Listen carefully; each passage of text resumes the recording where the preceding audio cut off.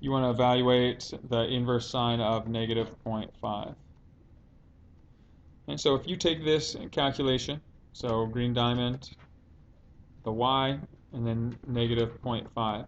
Well, because you're in auto mode, as soon as you enter a decimal here, your answer is going to be displayed as a decimal. So if you don't want that, or in this case, you get the negative 30 degrees. But if you go to radian mode, so if we switch our modes here into radian mode, and we try that, it's going to give you decimals. So there's a couple workarounds. One, you can either manually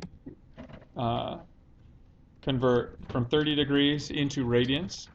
So the relationship between radians and degrees is there's pi radians for every how many degrees? 180 degrees.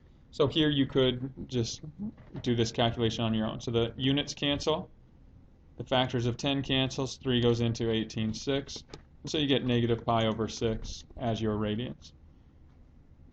Okay, now if you want your calculator to display that, you have a couple choices. You can either go in and instead of using decimal, if you're in auto mode, use a fraction. So 0.5 is what fraction? 1/2. So if you set it in there as the inverse sine of negative 1 over 2, and then hit enter, it'll give you the answer in exact form, which is the rational form.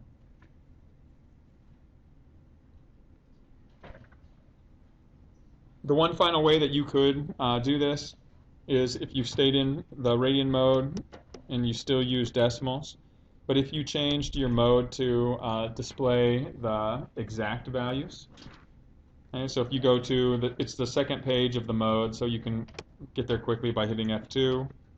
But go down to where I encourage you to stay in auto mode, but if you move to exact mode, even if you enter decimals right here, if you take the inverse sine of negative 0.5 and you're in exact mode, it'll give you your answer as a fraction.